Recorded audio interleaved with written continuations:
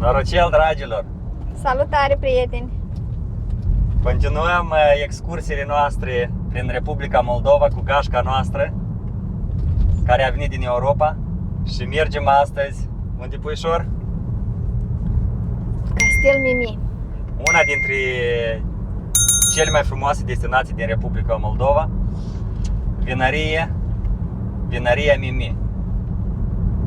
Se consideră și totodată și unul dintre cele mai frumoase castele, nu numai din Moldova, dar și din lume. Am ales turul care se numește Iconic, turul Iconic, și care costă 750 de lei. Degustăm 5 feluri de vinuri și desigur și ceva gustări și gustări. Da, e un tur mai econom. Avem acolo, am avut la alegere câteva tururi, clasic, familial, iconic și... Pentru cuplu este la fel.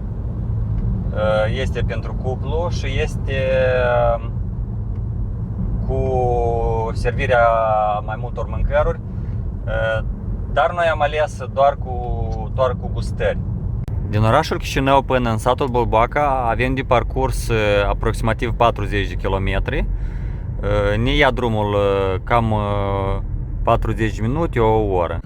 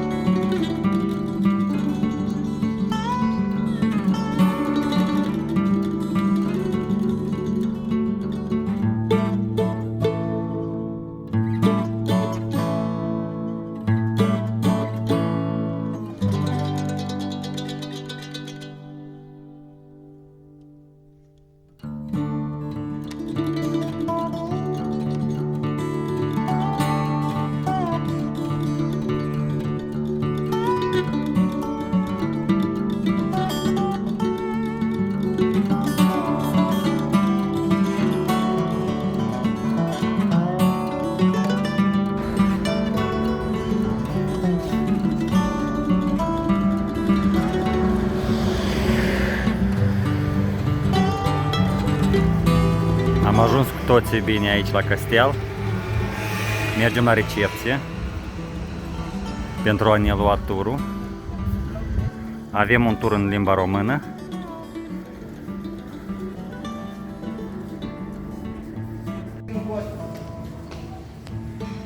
Cam așa se reprezintă recepția, cu un mic shopping.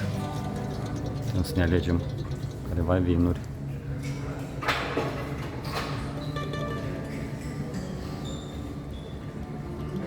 De vinuri vișinate, un minibar.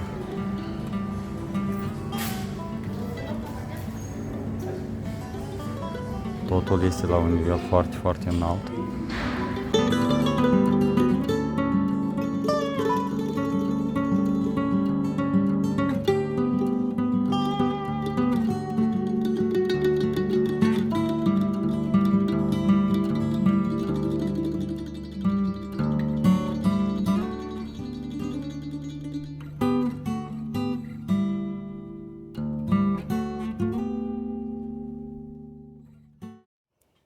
Castel Mimi este unicul castel vinicol din Republica Moldova. A fost fondat în 1893 de către Constantin Mimi, unicul vinificator al Basarabiei și un ilustru al secolului 20. Uitându-ne la acest castel, putem observa că este divizat în două culori. O parte este galbenă și alta cenușie. Anume, partea galbenă, din stânga, a fost construită de Constantin Mimi între anii 1893 și 1901. Nivelul 1 a partii cenușii a fost construită de Elizaveta, fiica lui Constantin Mimi, în anii 1935. Și nivelul 2 a partii cenușii a fost ridicat deja în perioada Uniunii Sovietice, în anii 50-60. În cei 131 de ani, castelul a trecut prin mai multe perioade istorice: Rusia țaristă, România Mare, Uniunea Sovietică și independența. Și evident că fiecare perioadă a lăsat urme pe fațada castelului.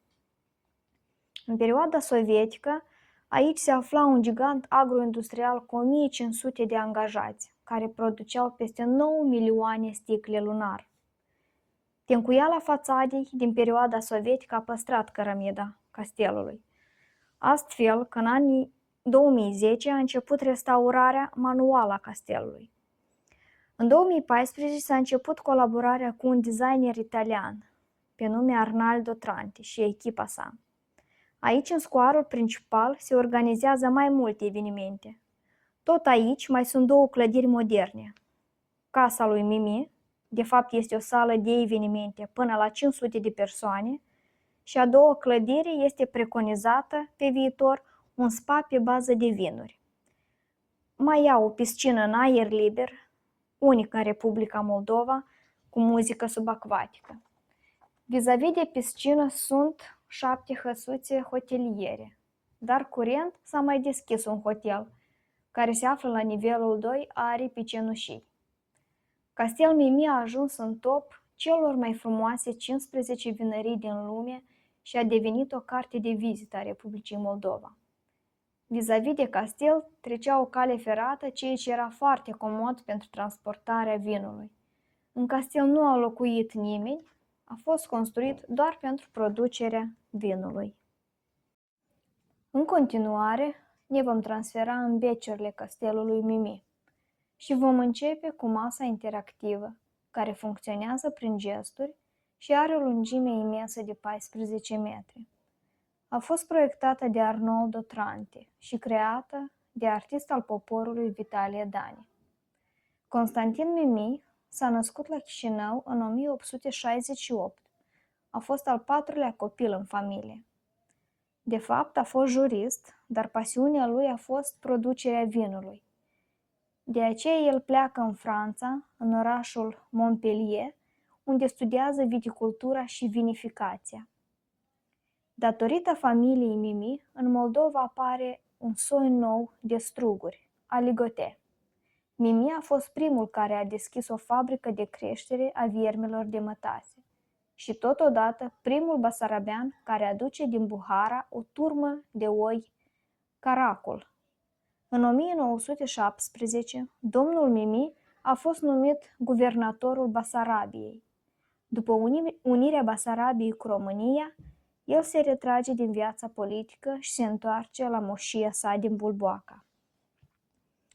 Dar deja în 1926, autoritățile centrale de la București îl numesc director al Băncii Centrale Române, pentru o perioadă de 5 ani. Ultimii ani din viață i-a petrecut fiind inspector general de control al minelor de aur din România și a fost primul basarabean care a condus un automobil de tip Ford. Datorită acestei poze, care datează din 1940, a ajutat la procesul de restaurare. Castelul a fost vizitat de către persoane regale, precum Nicolae al II-lea, țarul rus, în 1914, Carol al II-lea în 1925. În 2017, castelul a fost vizitat de către prințesa Danimarcei, Marie. Aici putem vedea casa părintească a lui Constantin Mimi, care se află la intersecția străzilor Lazo cu București, vis-a-vis de stadionul Dinamo. Așa arăta castelul în 2010, înainte de restaurare. Iată și calea ferată, care a fost construită în perioada Uniunii Sovietice în fața castelului. Și pereții castelului imediat după ce a fost scoasă tencuiala.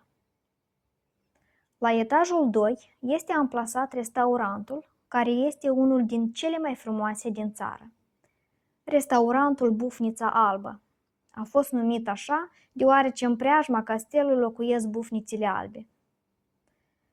Castelul este proprietate privată și aparține domnului Iurie Trofim, originar din satul Bulboaca.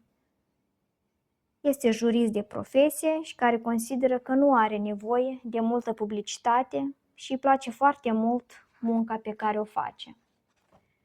Podgorile vinăriei Mimi se află la 20 km de satul Bulboaca, pe malul râului Nistru, lângă satul Speia. Utilajul de îmbuteliere este adus din Franța și Italia. Castelul mai are și o fântână artiziană, care pe perioada de vară se transformă într-un havuz cu jeturi de la 5 până la 7 metri, dansând după muzică și schimbându-și culorile.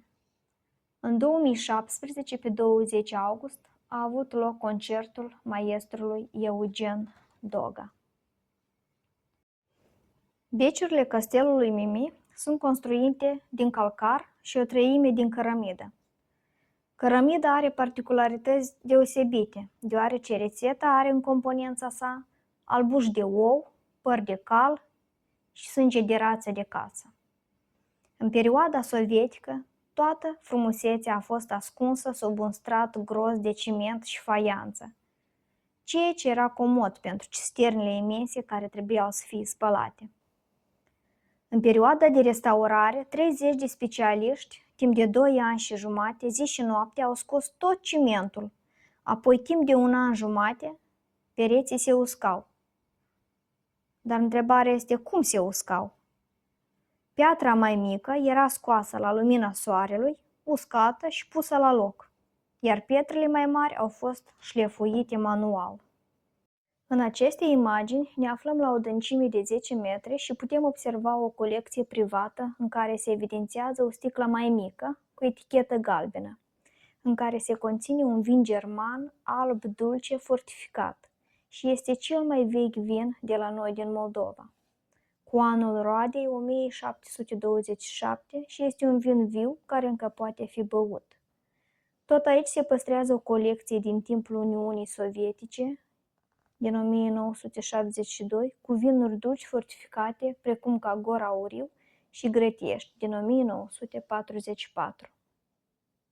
Dacă ridicăm ochii spre tavanul beciului, putem observa niște găuri rotunde, mari, care sunt câte 3 în fiecare sală și care aveau rolul de scurgere a vinului. Constantin Mimi a fost unicul vinificator care s-a folosit de această metodă.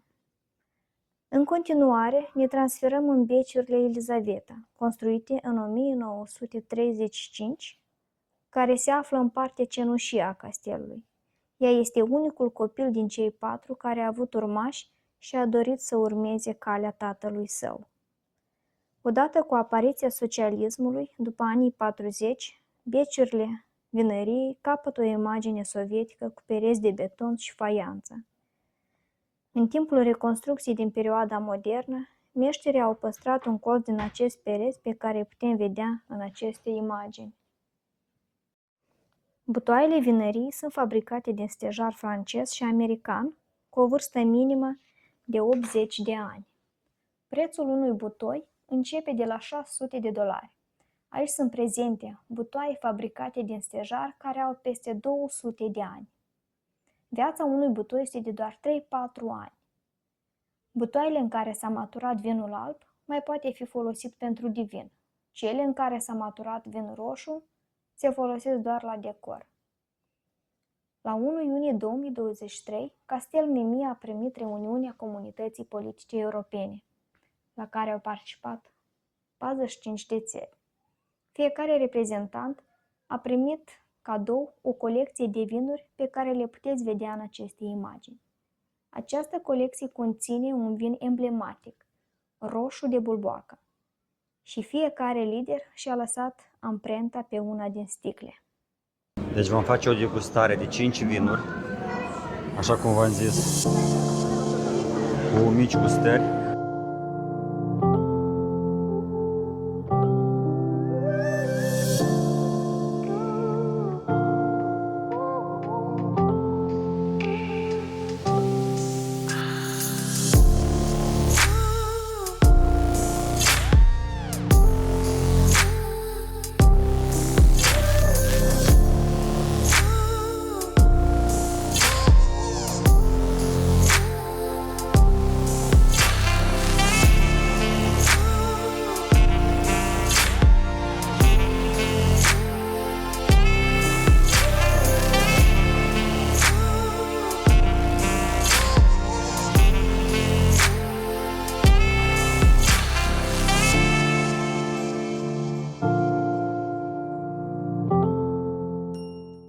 În Moldova ai locuri frumoase care se poate vizitat și cu regret că ne-am dus de mulți ani din Moldova și eu vreau să spun la toți că să vie și să viziteze. E un loc foarte, foarte frumos și recomand. Azi vă placă. Și am venit să degustăm 5 feluri de vin. Am gustat cucoanele, sânzienele, o rară neagră, mai așteptăm 2 feluri, acum vedem, cred că vor fi roșii. Și deja avem gustările fiecare în parte, la fiecare vin aparte. Foarte gustos, foarte aromat, vă recomand să veniți să vizitați cu mare plăcere.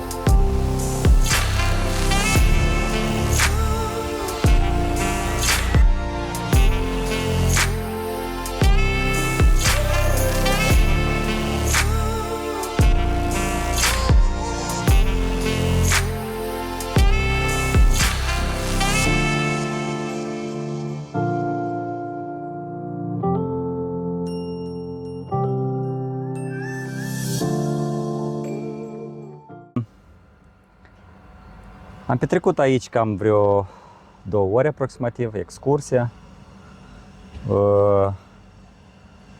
Am făcut degustarea, am luat masa, bucatele au fost nemaipomenite. Apropo, noi niciodată nu v-am zis cum noi ne numim. Soția Mariana și eu mă numesc Vasile. Dacă aveți ceva de comentat sau de întrebări, neapărat Noi vom răspunde. noi vom răspunde. Se spune că aici anual vin în jur de 30.000 de turiști. Dacă veniți în Moldova, dacă chiar locuiți în Moldova, veniți la acest castel, faceți aici o mică plimbare, că aveți tot ce e mai frumos aici. Tu ce spui? Da, nu aveți posibilitate odată în viață, se merită. Mai ales cetățenii moldoveni, chiar și români. Nu e așa departe, puteți veni să încercați, nu-ți vă pară rău. Păi, știți cum, preț-calitate, poate cineva nu își permite, poate, dar puteți veniți oricând în restaurant să gustați ceva, chiar dacă nu aveți posibilitatea să vizitați excursia în beciurile castelului Mimi, măcar să veniți să gustați. Ce v-a plăcut cel mai mult? Povestiți în 2 cuvinte. Mi-a plăcut că ne-am dat pe trotinete, ne-a plăcut foarte tare înghețata, Cu cine ați fost aici? cu verișorii am fost, ne-am jucat. Băieți, fete, e senzațională baba. Și vinul roșu de Bolboaca m-a fascinat. Doamne, și de bun! Eu așa ceva n-am mâncat în viața mea. Eu aici vă zic papa, până la vlogul viitor.